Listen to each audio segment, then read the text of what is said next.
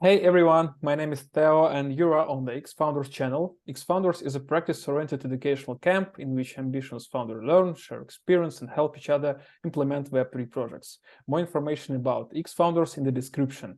Our guest is Nelson Lopez, Global Head of HR Operations at Gate.io. Today, together with Nelson, we will talk about HR aspects at Web3. Hey Nelson, thank you for coming. Nice How to see are you. you? Really, really great to meet you here for our people. Really nice to have been in touch with you over the past couple of weeks. Really Yeah. excited about what X Founders is building. And I was aware of it before you guys reached out. So I was really, really glad when we got to make this connection. And I'm super glad to be here today. Thank you so much. Thank you for contribution to our audience. Thanks a lot. For the beginning, tell us a little bit about yourself, about your experience. Very good. So my name is Nelson. I have been in the blockchain, crypto, Web3 world, I would say, since early 2019. I first joined this world through a project called Helium, where the purpose is to decentralize the supplying of IoT network for IoT devices, so for the Internet of Things devices, where very shortly, companies, instead of paying huge amounts to centralized companies for broadband internet for very small data packets of information, they can onboard the Helium network, and for a fraction of the price, they can use any IoT device in the network. And instead of having one big company centralizing all of that power and broadband, you have different people who have small hotspots that provide locally network coverage access in their area and are rewarded in the native token of Helium for the service. So I got interested in the philosophy of decentralization, most of all, Yeah. and firstly. So that was my 2019. Then obviously going into tokenomics, crypto, the financial aspects of it all, and more recently, I would say early 2020, really into the techie part of blockchain. So I started looking for opportunities to really make blockchain and crypto and Web3 my whole day, every day. And I started applying and getting in touch with small Web3 startups and bigger companies as well. At one point, I was very glad to have been contacted by Gate.io, with whom I work to this day still. So when I joined Gate, I joined as the head of people for Gate's International Affairs division. That lasted for about, I would say, 9 months to 10. And then on the success of that experience, I was invited to join kind of the central corporate structure of Gate.io, the group, as global head of HR operations. This means that today I'm responsible for everything HR outside of mainland China. And this means different locations, about 6 locations where we have very basic B2B and B2C operations. So mostly business development and marketing operations, and also fully licensed locations where we have to be regulated by government entities, amongst other things, to provide our services to those regions. Amongst these are Dubai, Lithuania, Malta, Gibraltar, US, Canada, and so on.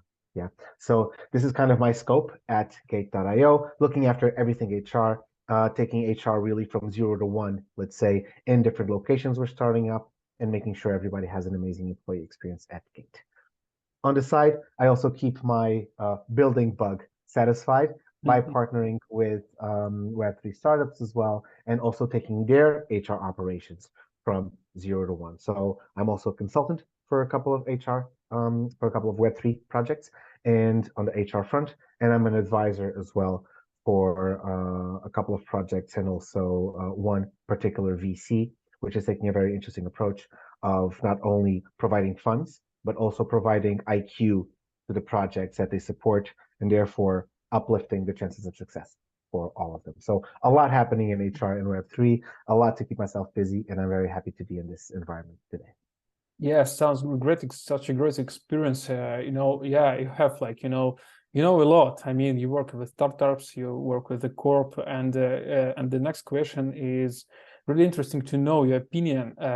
Can you explain the difference in HR approach between Web2 and Web3 companies? Maybe you understand this like differences, or maybe it's like everything is the same. How it's from your point of view? Everything is very much not the same. So as I mentioned, What got me into Web3 most of all was the philosophy of decentralization. Yes. So my generation and me being 35, we've witnessed firsthand the failures of centralized systems, being in corporate cultures that basically charge you unethical amounts, basically for providing a service that nobody else can provide, to the failure of the banking system as well, with the corruption and the unavailability of funds, from a philosophical perspective as well.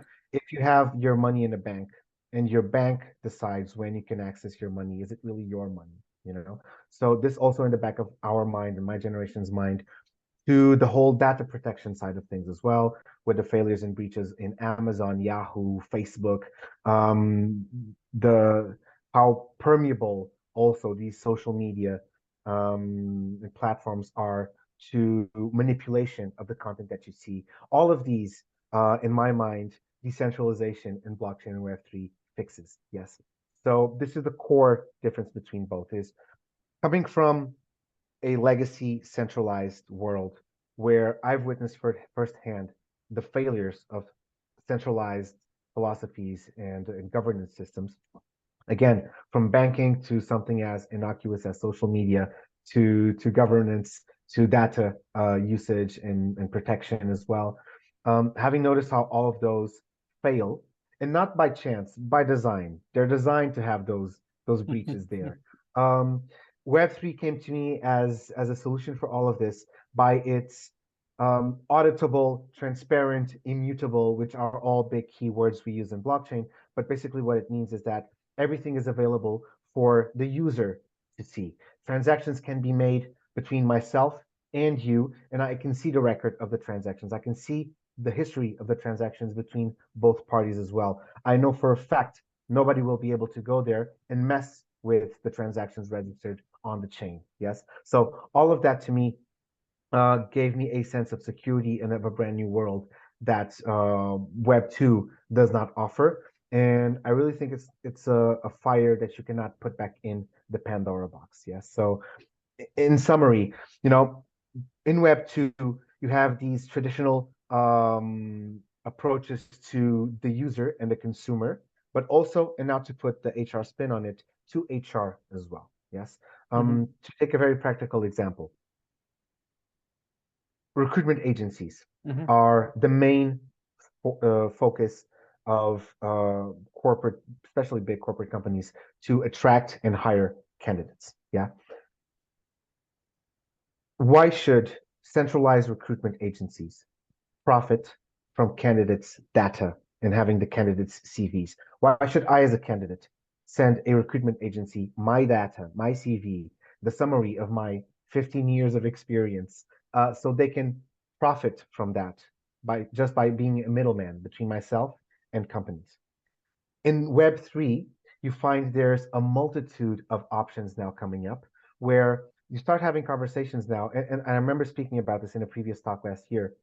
Why shouldn't a CV be managed, for example, as an NFT, where you issue it, you mint it, you get royalties, a very small amount from every company that wants to purchase your CV as an NFT, and you get royalties from that. So you're getting paid for your data. And it's a much more decentralized approach. You're cutting the middleman. No more recruitment agencies charging 25, 28, 30% of 100K salary per year. Yeah.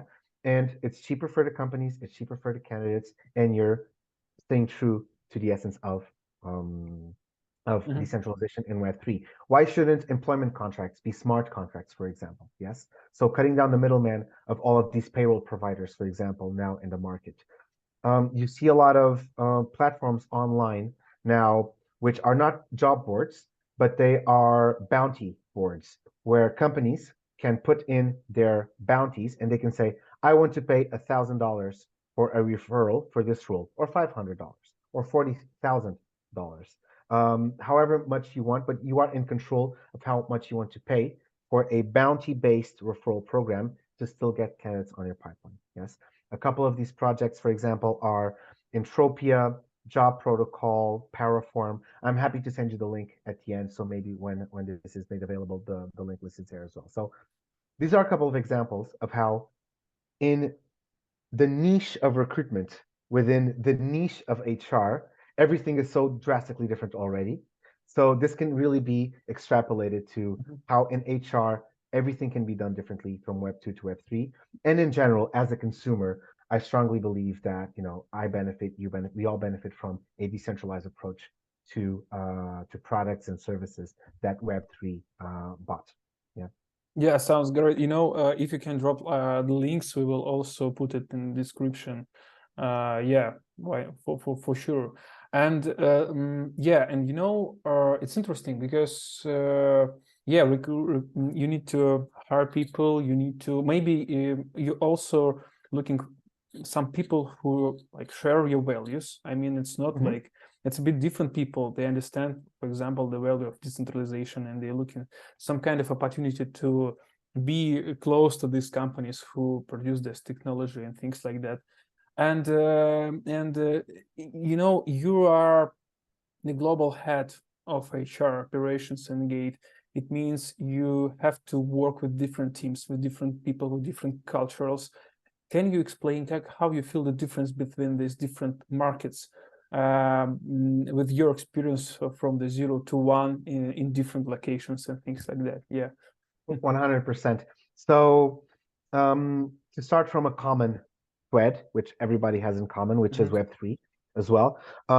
Some points of contact, some approaches, some strategies will always be the same. So just by being in Web3, some things are commonly appreciated all over the world. As I mentioned, for example, we have more and more Web3 natives, regardless of where they are, available or asking if the employment agreement is, for example, a smart contract, yes, which is transparent and the conditions are triggered automatically instead of you having to have a human hand behind it. You start having people all over the world asking for token-based incentives as well. Very typical to Web3, just the same. Being a global distributed workforce, we're past the point where people ask if they can work remotely or distributedly or with flexible work hours. They expect that. So this is how much Web3 is also pushing progress all over the world, where the rest of the world in the legacy industry is still debating, is remote work good, is distributed workforce good, are token-based incentive, no, what kind of incentives can we have? We're past the point of that part. We're past the point of people asking if they can have it. We're at the point where people expect to have that. Yes. So again, even in this, Web3 native candidates pushing the envelope globally, not just for the decentralized technology, but also for decentralized workforces. So the rest of the world will have, in 5 years, I guess, the rest of the world will have something to thank for to the Web3 native candidates because they really are pushing these topics. Now, to what makes them different? Yeah. Mostly, obviously, the culture where you are from will differ. This means, for example, let me try to break this up in major regions, let's say. So, starting with Asia in general, there's always a couple of topics that, when you talk to somebody from that region or when you work with them as a leader, as a founder, as a global head of HR or as an HR individual, if you're managing people, yes, I'm sure you'll find that, for example, in Asia, the work corporate culture is very hierarchical, number one, very harmony focused as well, and consensus driven. Yes. So, for example, populations in Asia find it easier to communicate in an organization, regardless of size, if they know exactly who do you report to upstream and downstream. What is the flow of information like? Yes. So whereas in a more Western society, for example, concepts like team of teams or holacracy are more common, where if I have something I have to discuss with that person, regardless of hierarchy, I'm going to go to that person because that's the fastest route to get the exchange I need. In Asian corporate cultures, you find that things need to follow a flow upstream and then downstream to your point of contact as well. This brings some opportunities in terms of clarity of who is accountable for what, and also has some challenges. For example, in the speed of flow of the information is one of them, and also it'll make it more challenging for some people to disagree with an idea, even if they have more information. Because if the idea is coming from upstream, then that's the mission. That's what needs to be done. And it's not my place to necessarily, especially if it's in public, to say, I think I have a better way of doing that. Yeah. So some opportunities are missed, but it also promotes more, let's say, streamlining work in other opportunities. Harmony focused as well is a big one for them. So again, touching on the example that I gave, if challenging an idea, even if my expertise says that's what should be done, will bring maybe some conflict in the team, I will probably find another way to provide that idea other than directly go against whoever gave it, because I don't want to challenge, let's say, the harmony in the team. So things being harmonious and kind of homogenous is very important as well. And then being consensus driven for sure. So if there's an opinion from a leader, for example, people will generally defer to the leader, even if it's not the opinion of the majority. So the leader is seen as the unblocker there. Instead of kind of brainstorming the idea and letting the best idea win, it's more like, okay, we have to do something. Let's not waste time deciding what's best, and let's instead defer to the leader, and the leader will tell us what to do. So these are some particularities about Asian-based kind of corporate cultures. I would say then in the Middle East, very much relationship-centric, where trust and respect are vital. Yes. So in other words, it's about establishing trust relationships with, I don't want to say the right people because there's no wrong people, but decisions will often be made in favor of the circle that you trust. Yes. So you might have an expert on some topic who gives an opinion you might not exactly be fully, into. Often you will seek counsel of someone that you trust, so they can vet the idea of the person who's the expert. So it's all about knowing, again, without any prejudice of the term, knowing the right person. It's about establishing and having yourself a circle of trust, and that's how you build relationships and how you base your decisions as well. So definitely very trust-based. It's important to be surrounded by people whose values you share as well, because if you don't have the knowledge that they have, then you can trust they will make the decisions based on the values that you share. Yeah, so I would say this is something also very characteristical of Middle Eastern-based societies. Europe, I would say, is I need to think what I'm going to say about Europe, because that's where I've spent the most amount of time. So I don't have any more the objective look from the outside, but I would say it's the most diverse, let's say, from an historical perspective as well, because people don't see themselves, and I mean this, especially people who have been working for a while. It comes to a point where you don't see yourself as Portuguese or German or British or Romanian or Turkish. You see yourself as, it's a blend of the cultures that I work with and I have been working with for the past years. But I would say it's very diverse, collaborative. There's an expectation from people about work-life balance, yes, as well, and workers' rights as well, because historically Europe had a very early industrial revolution, and with it, socialized rights for workers also came at a very early onset in Europe. So, for example, what some Asian corporate cultures would call work ethics, which is working 14, 16 hours a day if that's what's necessary, not demanding more rights, let's say, or seeing it as a virtue to forfeit time with your family to dedicate yourself to work. I would say Europe is in the opposite side of the spectrum when it comes to their principles or what they perceive as values. Yes. So work-life balance is key and will come first than work obligations, unless obviously you're a founder or you have huge stakes in a project. Yes, but I would say work-life balance for sure is one of the key values as well in European workforces. Again, very collaborative. As I mentioned, these concepts of team of teams and holacracy, where there's no hierarchy. There's just people working towards one goal. I can be a junior community manager. I will go to the CEO and ask for a question or ask for him to unlock something if he's the one that has the answer. What matters is that we work together, and the notion of hierarchy kind of loses itself. So you might lose a little bit of accountability on one end, where no one's really responsible for nothing.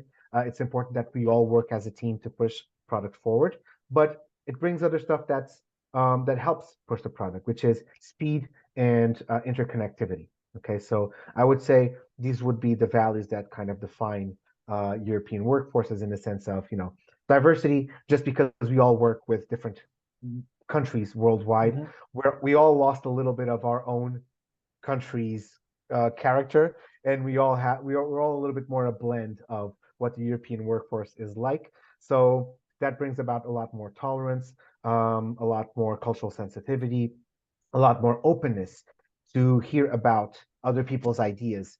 So I don't know one single effective leader that doesn't have an immediate team of multiple nationalities, because people understand the value of, okay, if it's 5 men of the same age from the same country, it doesn't matter how competent they are.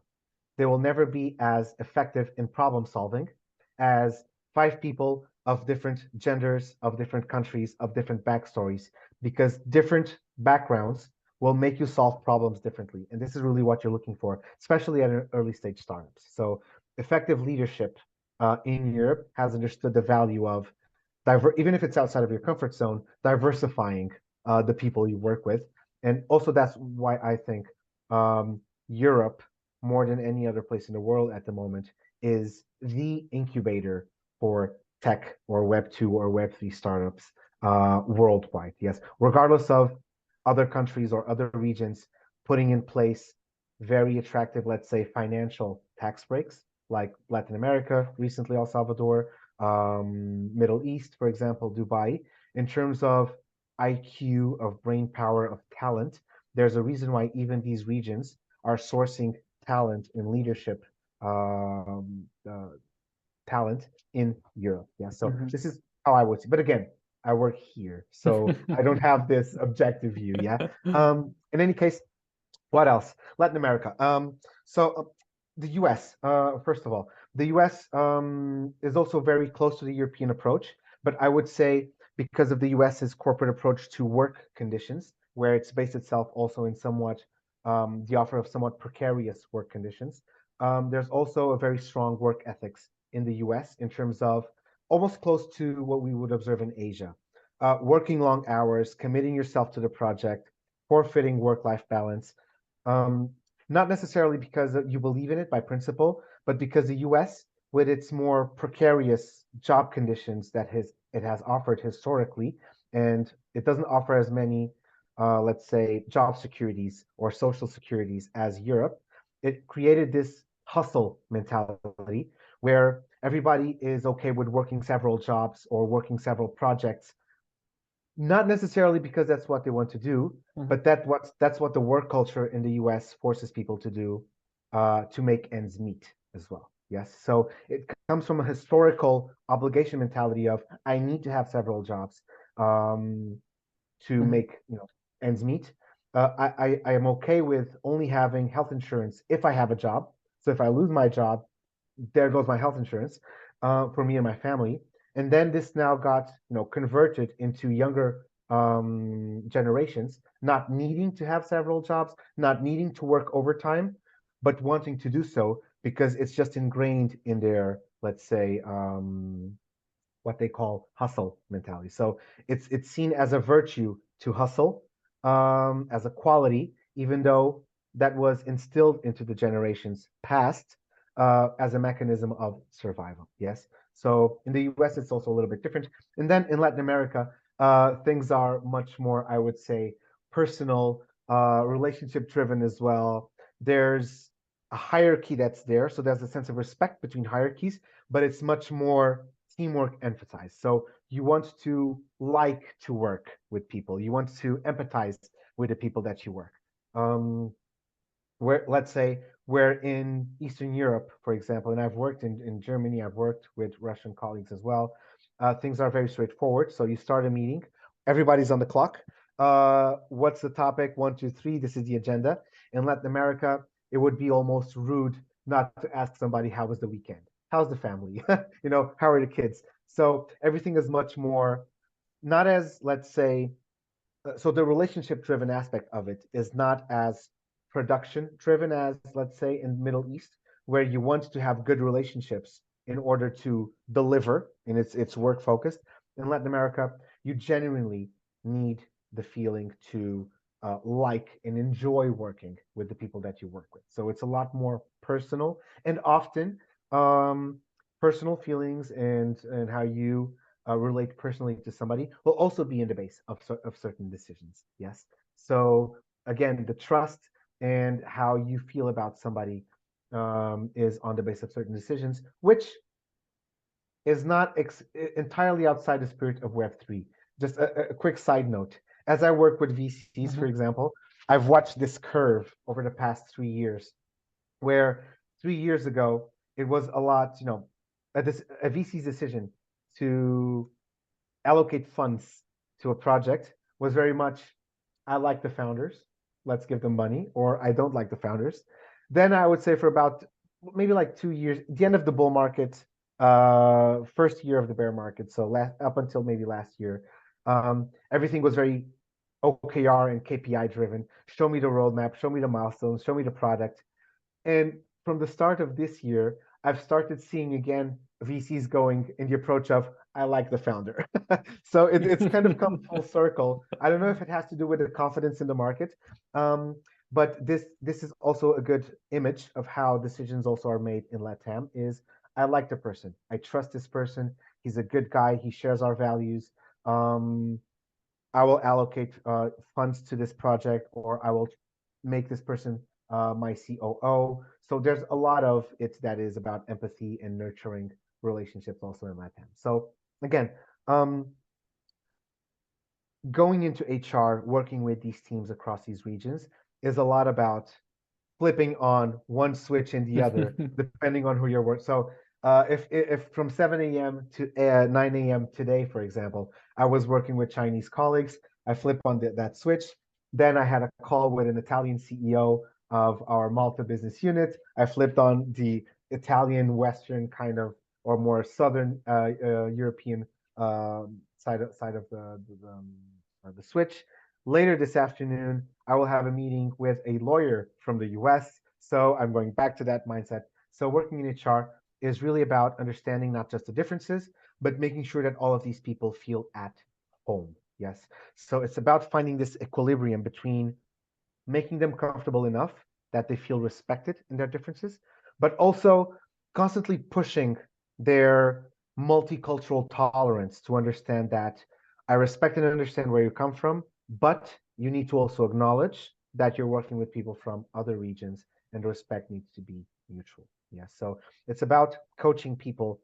I would say showing the respect for the differences is a given, but it's a lot about coaching people to also understand these differences, and that it's give and take. Make yourself understood and respected, but also give yourself some room to learn about the other person and how you can understand and respect them. And this then multiplies into numerous little anecdotes and stories I could tell you of just daily frictions or funny stories. But it's a constant. It's not something you can just upskill somebody to have and say, okay, here's 2 hours of multicultural sensitivity training. You're good. I don't need to worry about you anymore. It's an ongoing, constant thing of fine tuning how people develop and work with others. So very, very interesting aspect. Yeah. Yeah, yeah, thanks a lot, especially for this kind of, different cultural overview.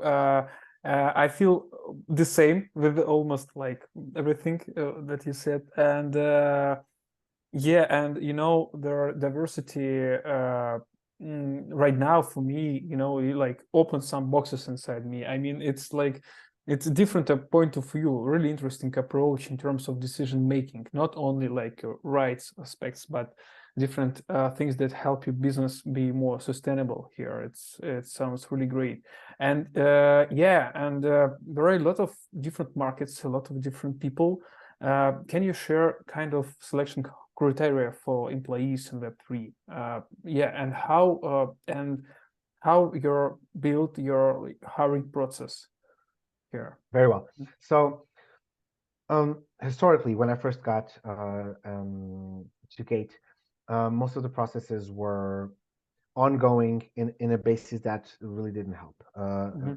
What this means is a process would be open, and as a recruiter would get candidates, they would feed them into the hiring manager. So what would happen sometimes would be that on the first week, out of 3 candidates, the hiring manager would like one and would say, I like this person, but let's wait another week and see what we get. And then the next week, they would like another person.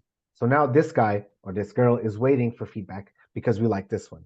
And then the hiring manager would say, oh, but now I got another candidate, so let me interview this one person that I also like. And in the meantime, we have 2 people now waiting, getting pushed back in the pipeline. So this really didn't work. So the first thing I did was to review the process and make it kind of package driven, which means let's have the role open for a week or 2 weeks. Trust your HR partner to select 5. And here's 5. Out of these 5, we're going to choose one if we like one, because that's what we want. If you like one person, that's what you're looking for. That's it. Be happy. You got your person. Don't think about who else is there. If I find a superstar, I'll send him to you. But this is what we're going to work with. So this ensured that, number one, candidates got feedback in maximum 2 weeks, that people got their talent and their IQ and their team members and their new colleagues in their seats, let's say after 2-3 weeks as well. So it sped up the whole process and the whole pipeline. So basically the general outline was, obviously there's so looking at the different steps that we now have in place, there's the forecasting as much as we can, considering it's Web3. There's the definition of the job description with the hiring manager. The role goes to the market. We collect CVs. We have a first screening. If it's a technical role, we have a technical challenge. So either a business case, a problem for the candidates to solve after the first interview, if they pass. And if they pass that stage, they have this technical challenge. And after the technical challenge, they have a final interview. So right now we can commit to 2-3 weeks length of time, which is also a long time in Web3. But if you want to have kind of integrity to the process, this is what we do. And of course, from team to team, we also look at the hiring manager's needs, let's say. So if a hiring manager is very knowledgeable of the market, if he's happy to say, I know 5 people who would be great for this role, that's the approach we also take. And obviously, we screen those 5 people. We also have an internal referral bonus process where you can refer people that you trust and know, and you get a bonus for that as well. So this is a little bit about the process. In terms of, let's say, selection criteria, yes, what we look for in people, more and more, I need to think about the more recent processes.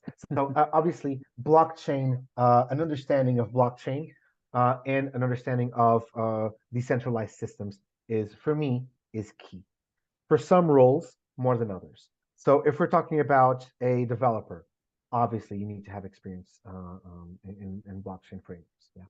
If we're talking about, for example, a community manager, yes, obviously also very important, because you need to understand the audience you're talking to. You need to understand the lingo. You need to even use the right terms. Otherwise, you're going to sound, like a legacy person trying to say, hey, fellow kids, how are you today? And obviously, you sound like you're not adjusted to the environment. So, for some roles, more important than others, but I would say blockchain or decentralization, or an understanding of decentralization, is crucial. Yes, but more and more, as the projects also mature, some roles, or especially some key roles, can also be, can accept not having so much experience. For example, if you're looking for a super senior CFO or a very senior CLO, so a legal head, nobody has 20 years of experience at the head of a crypto exchange, let's say, as a CFO or a legal counsel. Yes, you might find people with 3, 4, 5. So you need to adjust your expectations as well, depending on the role you're hiring for. But I would say overall, an understanding of blockchain, how it works, and an understanding of decentralization is crucial. I would also say experience working remotely, yes, is also important. It's not crucial, but you need to at least show you are willing to learn and to be flexible to what it entails. So yes, you work from home or from wherever you want, but delivery measurement is going to be a lot more specific because you don't have somebody looking into what you're doing. So objective definition will be a lot more specific. Delivery measures will also be a lot more specific. Maybe flexible hours means, in my case, for example, sometimes I start at 7, sometimes I start at 10, sometimes I'll have a call at 4 in the morning because that's 8 a.m. in China and I need to be in that call. Okay. So this depends a lot on also who we're interviewing, but an understanding of what it means to work in a distributed way also is very important. And this touches, for example, in communication skills. So you cannot be a person that if you have a question, you keep it to yourself and you wait for the next day to ask somebody. You approach the person when you're there. You need to be in constant. The flow needs to be transparent and communication needs to be on point. That I would also say is crucial as a byproduct of us working remotely. Yeah. So in general, I would look for, in terms of experience, blockchain experience, experience working remotely. These would be key. In terms of mindset, being adaptable, as I mentioned, is crucial as well, not just to working remotely, but to Web3. You need to be very comfortable with working on a roadmap then in 2 weeks might be completely different. You need to be comfortable with working with moving targets as well.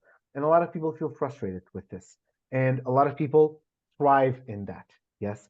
So we do look for people who have this adaptable mindset where if you're working towards a goal and in 2 weeks' time it's going to change, you need to take it as, oh, okay, this changed. That's fine. What's the direction now? Okay, this is the way. Yeah, so adaptability, I would say, especially in Web3, is crucial. And also, in terms of just processes that I find we don't use them at Gate, to be fair, but I see there's a lot being put out there in terms of how to take candidates through their experience, through their candidate experience. I would be all for integrating, for example, AI in certain parts of the process, for example, for screening. I would be all for maybe integrating VR or even the metaverse, for example, for interviews would be an interesting concept as well. I find that there's a lot that can be done, and I'm going to touch on this. Perhaps it'll be an opportunity further down this conversation, but there's a lot of opportunities to integrate technology into the practices of HR and into the candidate experience to make it smoother as well. I think the environment itself is still kind of adjusting, but I think the opportunities are there for sure. And there's an opportunity for the candidate experience to also be more decentralized than it is today. As I mentioned previously, why not make your CV an NFT? Why not have smart contracts be employment agreements? Why not have interviews in the metaverse? You know, all of this is quite interesting. Yeah, waiting for these products as well. Do you have an experience to hire an ex-founders on different position at Gate? I mean that you describe it's like look like you need to be flexible and you need to be like kind of founders mindset to solve this quick things inside Web3. And yeah, do you have like a successful different examples that you hire like ex-founders? For example, in Gate as well. Yeah, okay. Yes, yes, of course.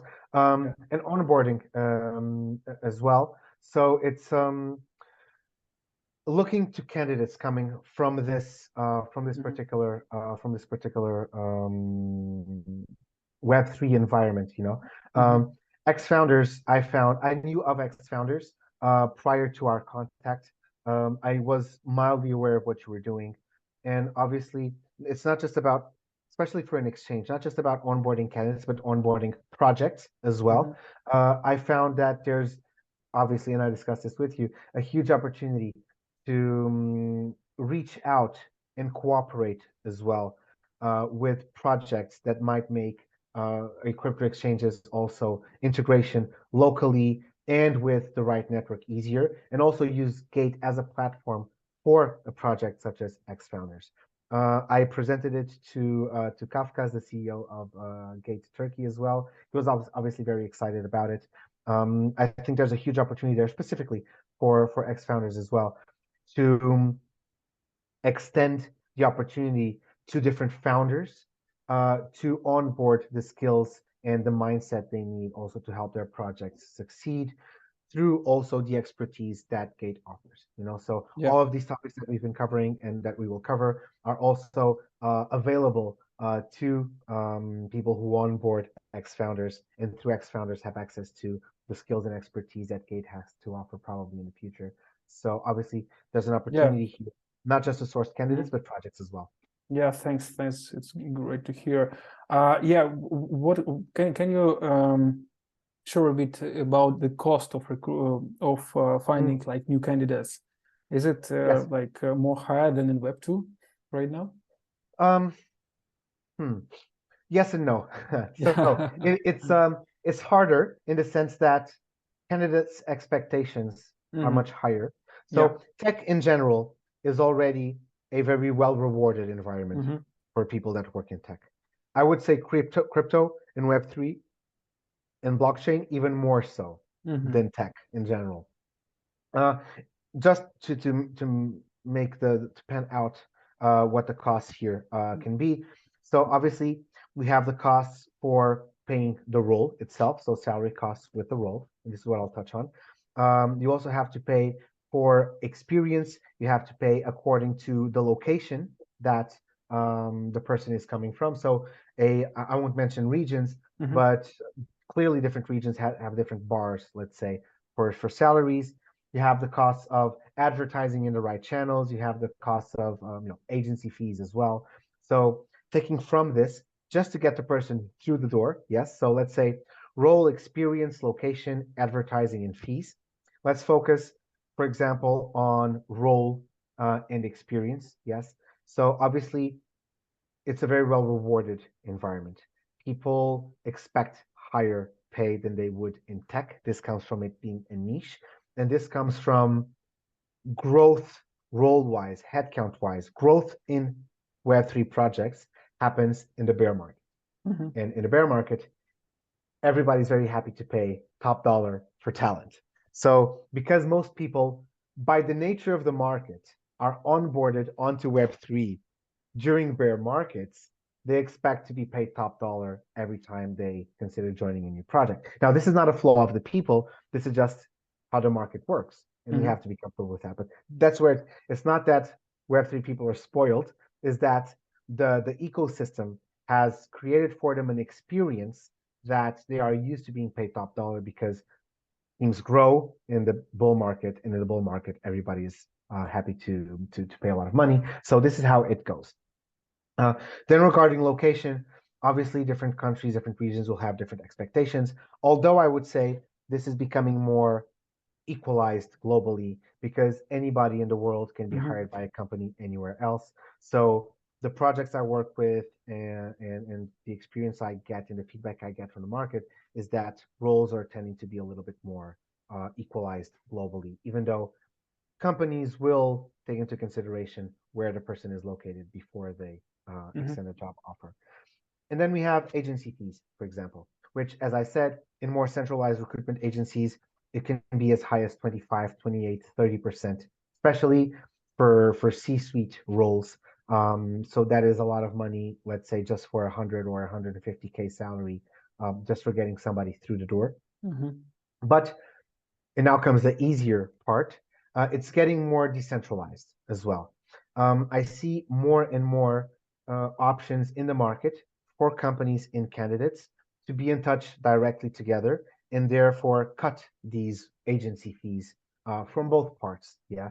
So, for example, you have, again, these bounty platforms, which are a decentralization of how companies can reach out to candidates. You have Discord channels. For example, I know there are some cool projects out there like Crypto Headhunters. There's the Crypto Recruiter as well, who have Discord channels, also Telegram channels.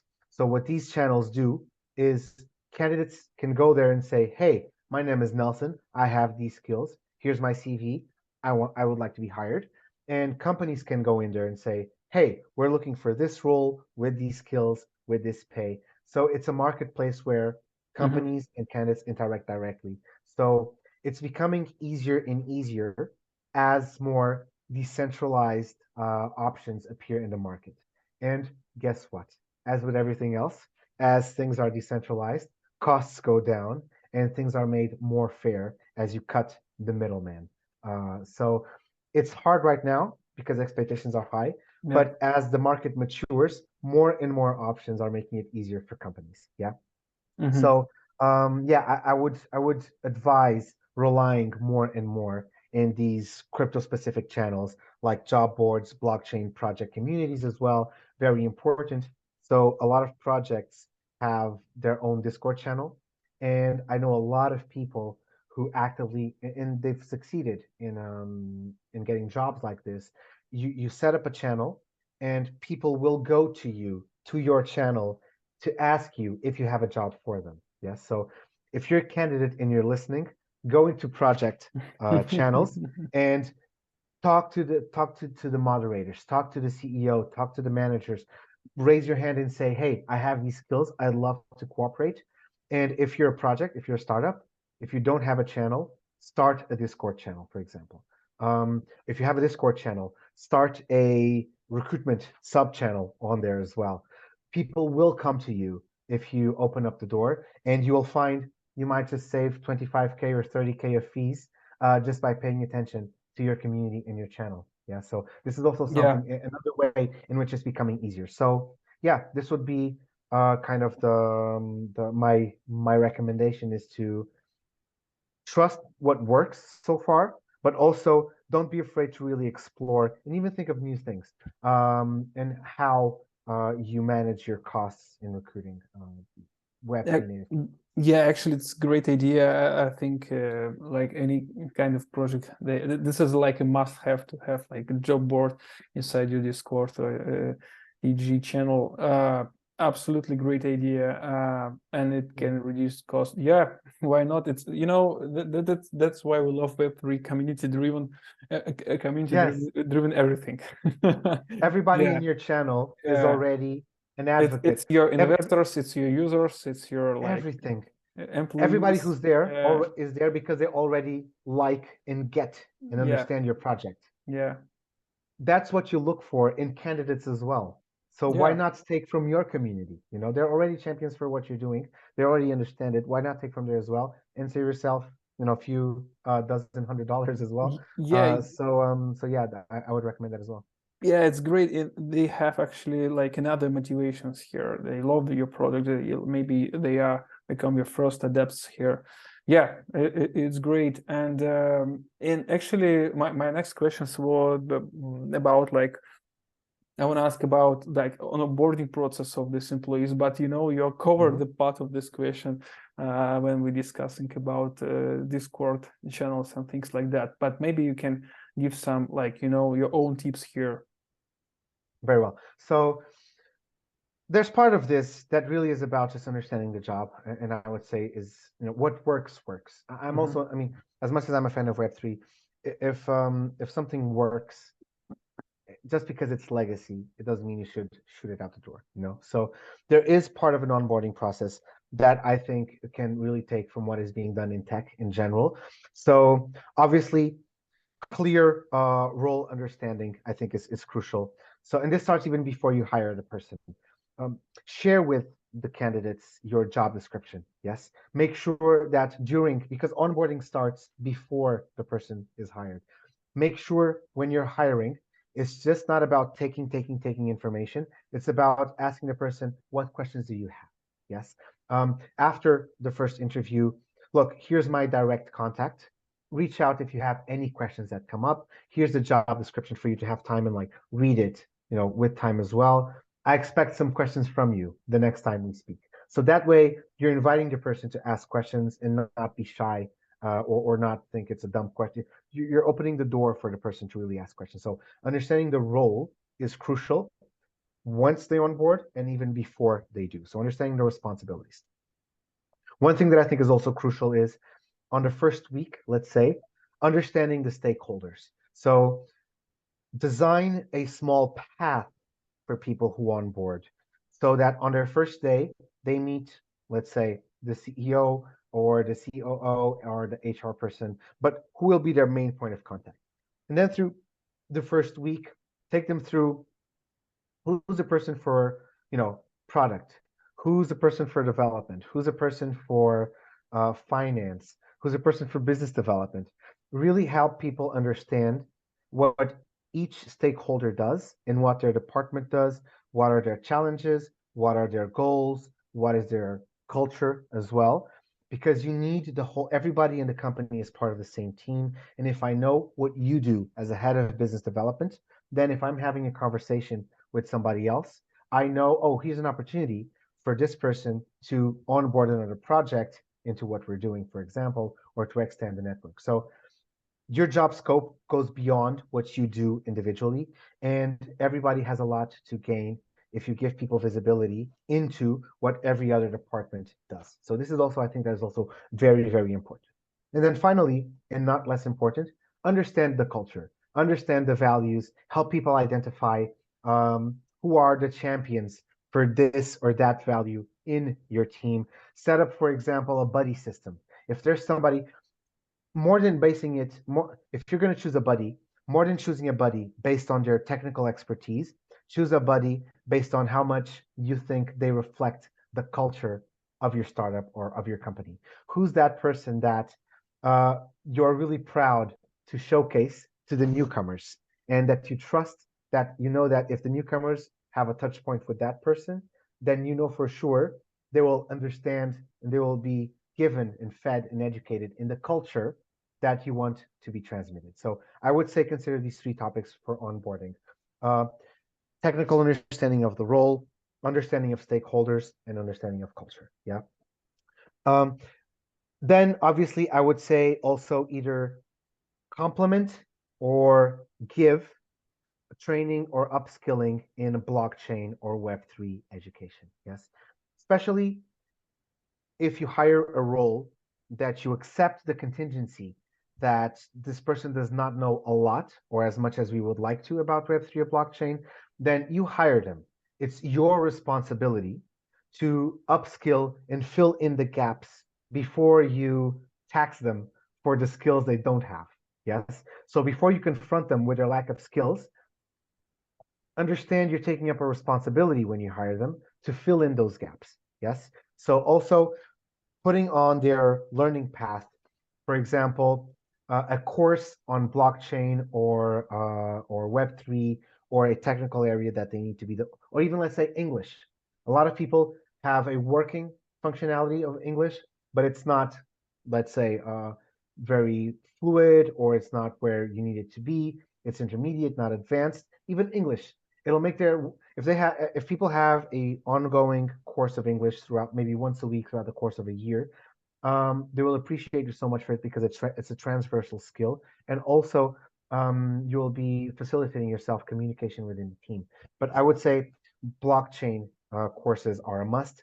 There's one that I always recommend. I can send you the link as well, so it's Okay. available. It's a MOOC. It's an online course. It's free. It's by the University of Nicosia, and it's 3 modules of their blockchain master's degree. One is on NFT, the other one is on DeFi, and the other one is on digital currencies. Each one of these three lasts for 3 months. It's entirely free, and it's part of it. It's online classes, live streamed. I think like 4 or 5, and the rest of it is do at your own pace. But it has tests. For example, it has exams. You do them together with a class of other people from all over the world. You share the same dashboard, so you get to network as well. And it's a certified course at the end. So this is something that I encourage everybody at when they join Gate and when they at other projects to take this free course, because it's really good. It's a certified entity. It's a formal module of a broader master's, and so you don't have to pick up a $5,000 course from I'm not going to say names, but some huge corporate Web3 area. If you just want to learn the basics of blockchain, yes, that's available for free with high quality. Yes. Then obviously we go into other more high level, like if you want to provide a high level management leadership course, then obviously I recommend you take specialized partners for this. Yes. But the very basics, it's very easy to onboard people in, and you don't need to add it to your, let's say, overall overhead costs for people. So I would also encourage people to not just include blockchain basics training, but also to look up what online tools there are for this. And there are amazing online e-tools, let's say, for to help you onboard as well. It's great. Yeah, please also send these links. We will also share it with our audience. 100%. Absolutely interesting. Yeah, and I have just a few questions. And the first one, you touch cultural things different many times in our discussion, and I want to ask what the role of the company culture in terms of the project survival in the crisis. Very well. It's a very interesting question, especially considering we're just off, I would say, not financial advice from my side, but Okay. we're off. No, we're off what I would think is, I think we're past the lowest stage of the bear market. I would say, I think we're still going to plateau a little bit closer to the bottom before we shoot up. But that's a very interesting question, especially considering we're just off a very heavy, let's say, bear market. And so many companies, went for broke, and some of them are managing it. Others are even thriving. From my experience, what I have found has been the decisive factor in projects that have broken down or projects that are resilient. And I'm not saying this because I'm HR. Generally, if I were a CFO, I would likely have the same opinion if I had observed the same, is how well are teams able to stick together through the dark ages, So will people jump ship at the slightest difficulty? Will people jump ship when they see there's not going to be a company bonus at the end of the year? Will people jump ship if maybe there's going to be a salary at the end of the month? So how much will people endure through the project?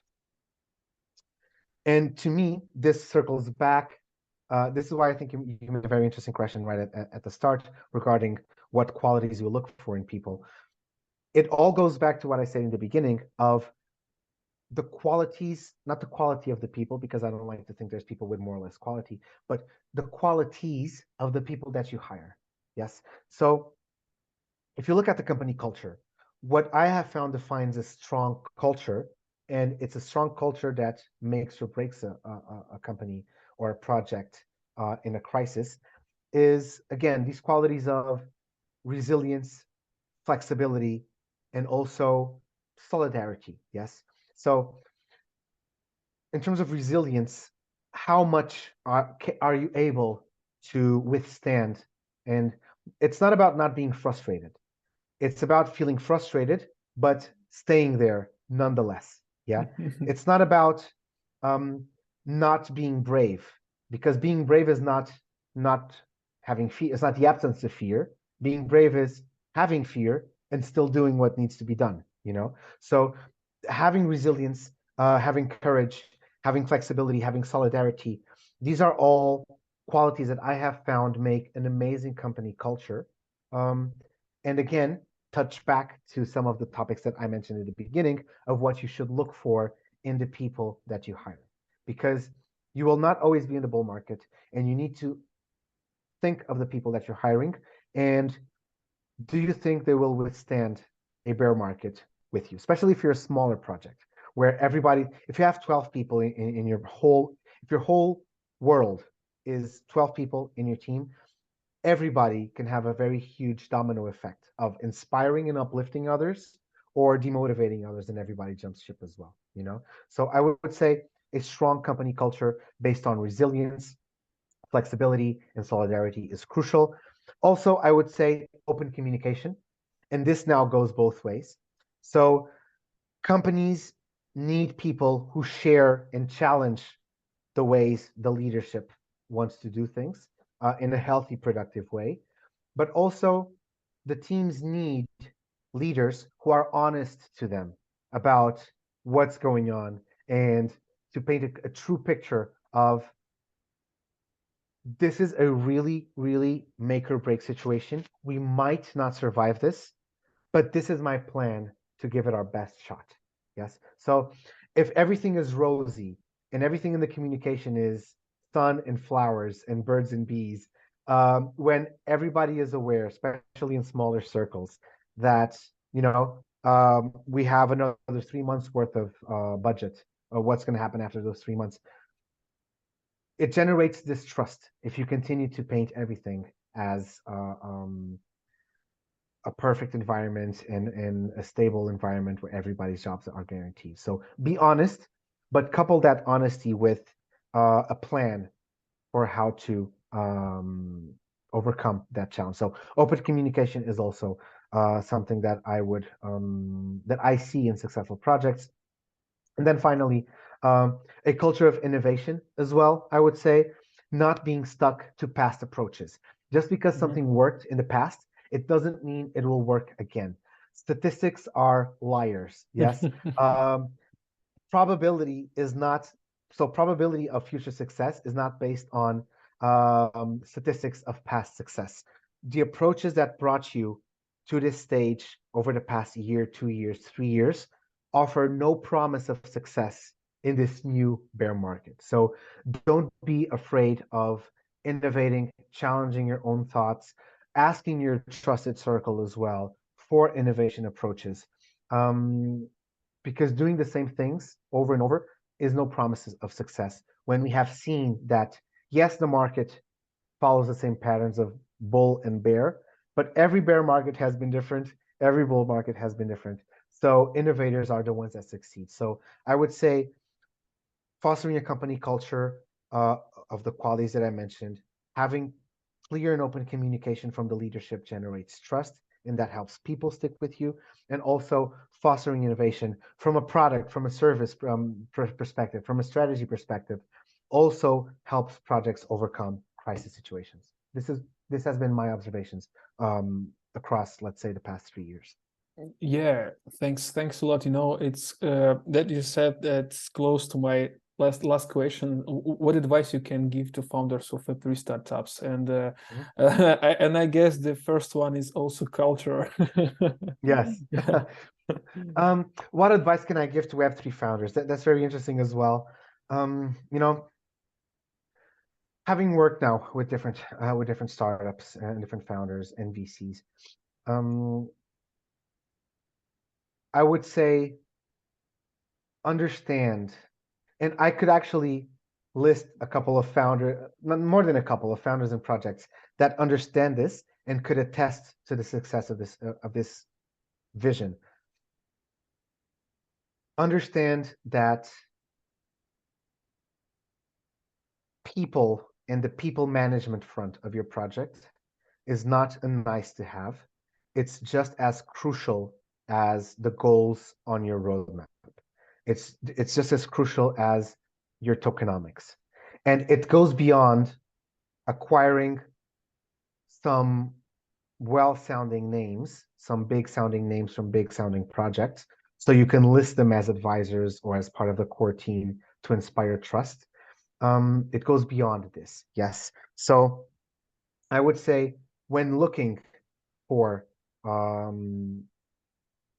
when looking at the process of building your Web3 team, yes, understand, number one, where you're going to find this talent. And again, we touch on blockchain communities, open source projects as well, such as the bounty platforms that I mentioned, crypto-specific job boards, and again, community, nurture your community, go to where people already love your project. Yes, that's half the work that's done.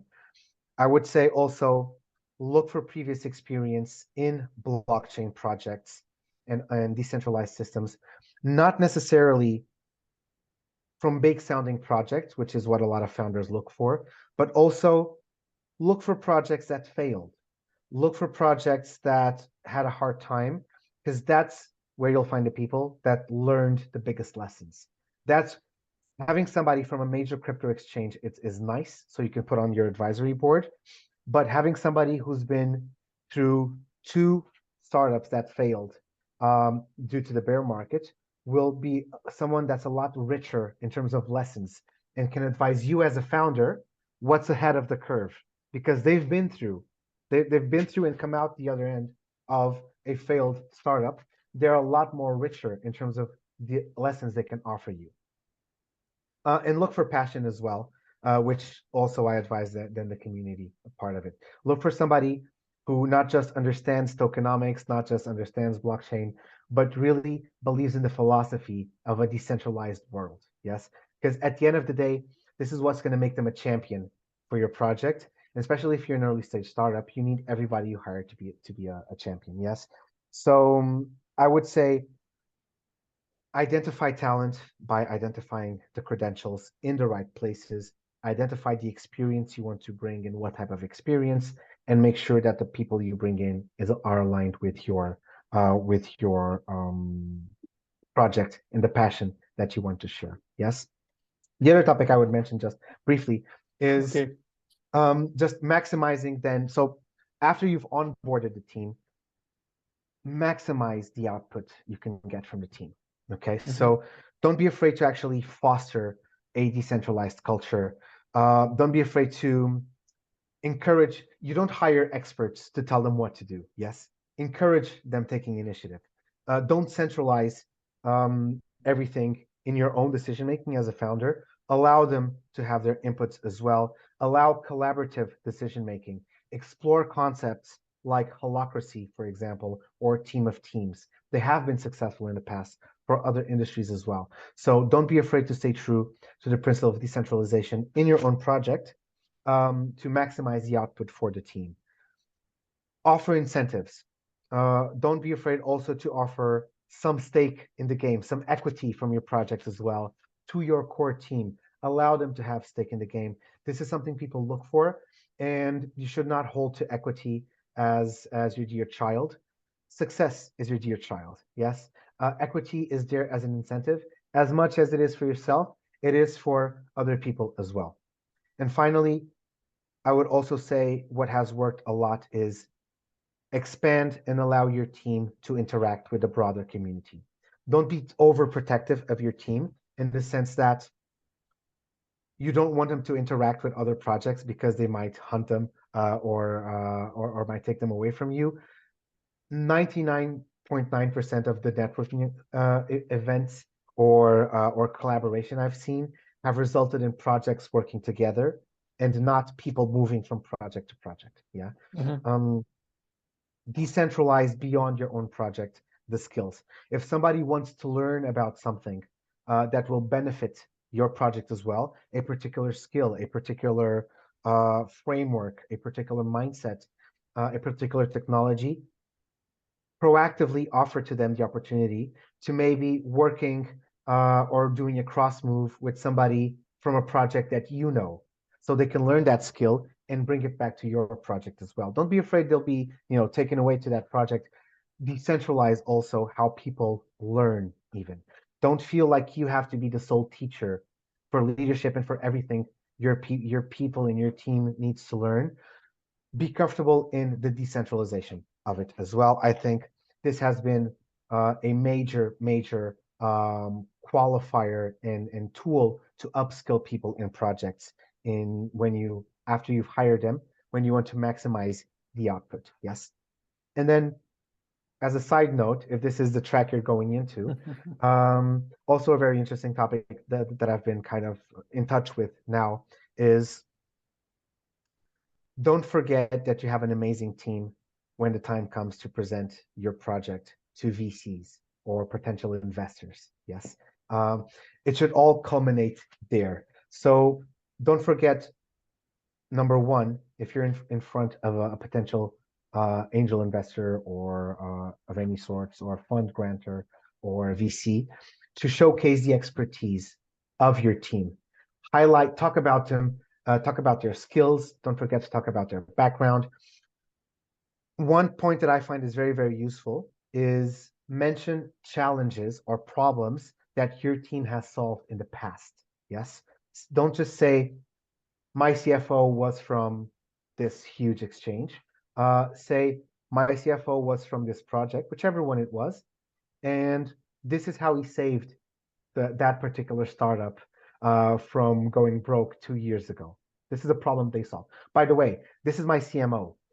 This is how my CMO made this project grow in terms of user acquisition from 300K users to 1 million users in 10 months. So showcase proof, let's say proof of challenge from past challenges from the team that you put together. And I promise you this more and more is working a lot better than saying my CFO is from this huge exchange, my CMO is from this huge Web3 project. So brand names are losing their significance and actual challenges solved are acquiring more and more significance. Yes. And also I would say show an alignment and cultural fit. Show evidence or even some quotes, for example, of how your team feels about your project so that you show that these people are in there for the long term. And it also shows how the team has a cultural fit to your project as well. So don't be afraid to showcase either small quotes or part of their online footprint. For example, if you have somebody whose job is not to promote your project, but they attend talks, for example, show a snippet or just a print screen or screen grab as well in the presentation that you make of your team members giving talks, talking about your project. This also shows a lot of alignment. And as we have seen, alignment at the end of the day is also part of what makes or breaks your project through the bear market. And VCs know this as well. So I just wanted to also kind of throw in this idea of how the people operations, and more importantly, the people in your team are just not a means to an end. They can fulfill a much bigger, let's say, promise in a much bigger role and destiny at your project, even at something so crucial as acquiring funding from VCs. So this has been, and to answer your question, my point, I better have a point. I've been speaking for so long. My point is more than my advice. Let's put it this way. These topics that I mentioned just now are what I have observed that works in Web3. So I'm giving you evidence, proof of success with these approaches, rather than I'm just giving you what I individually think could work. Yeah. Yeah, it's amazing. I fall in love with the proof of challenge approach. It's great. It's great. Oh, Nelson, it was amazing. Thank you. It was really inspiring, and thank you for your thoughts. Thank you for your energy. I'm very glad to be here. Yeah, I'm also really happy that you come. Thank you, and have a great day. I hope to see you soon in our camp. Awesome. Likewise, I'm really glad that I was able to do this. I really believe in what X Founders is going to do, and I really believe projects like yours, and again, in the spirit of decentralization, by reaching out to founders into so many different projects, your impact can multiply itself through the whole Web3 ecosystem, and I think that's an amazing objective that everyone should propose themselves to in giving back to this community into Web3 that has given so much to us. So absolutely my privilege to have been with you today, man. Thank you for your support. Yeah, thank you so much. 100%. Take care, man. Bye-bye. Take care. Bye-bye. Bye.